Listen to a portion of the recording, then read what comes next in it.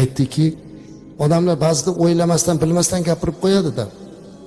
Men dedi shu hajga borsam dedi. Men u kishini oldin hajga borganini bilar edim. Men aytdimki, siz hajga borgansiz, hoji aka desam, ha to'g'ri, unda onam bilan birga boruvdim. Lekin o'sha Ka'bada onamni yetalab yurdim, onamga qaradim, u qildim, bu qildim. Xullas men rohatlanib ibodat qila olmadim. O'shinga boshqatdan borsam deyatuvdim. Boshqatdan haj qilsam deyatuvdim. U kishi shu gapni gapiryapti-yu, meni ko'zimdan yosh oqyapti, to'xtata olmayapman. Men aytdim, "Ey birodar, to'xtang. Bundan ortiq rohat bormi?"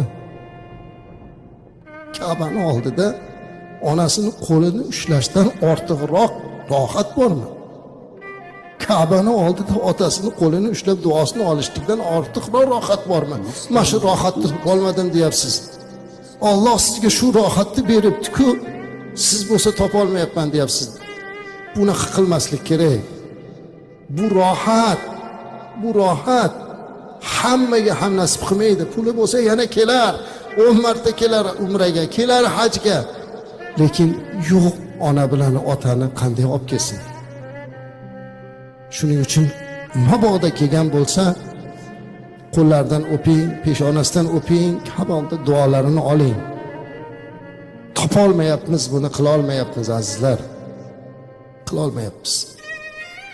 Lekin kimdir olib kela olmagan bo'lsa, bizga o'xshab nasib qilmagan, biz yoshligimizda o'tib ketdilar, ko'ra olmadilar, hatto ilm o'qiganimizni ham, na otamiz, na onamiz.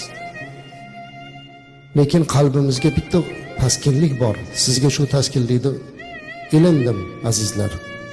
Ota-onasini olib kela olmaganlar. Ota-onangizni haqqiga duo qiling. Mana shu Ka'bada Hajarul Aswaddan oldingi burchak Ruknul Yamoni. Shu yerda qilingan duo mustajab. Uni to'g'risida qayerda bo'lsa ham, uzoqroqda turasin, o'sha yerda turib Ka'bada turib, Allohim, ana vujudimga sabab bo'lgan onam bo'lganlarda hozir yonimda turgan bo'lardilar. Otam bo'lganlarida yonimda turgan bo'lardilar. Allohim, mana bugungi qilgan ibodatlarimdan ularni bahramand qilgin deb duo qiling. Ularni ruhini shod qilasiz. Ka'bada o'tirib boshqa narsa bilan ovora bo'lgandan ko'ra mana shunday duolarni qiling.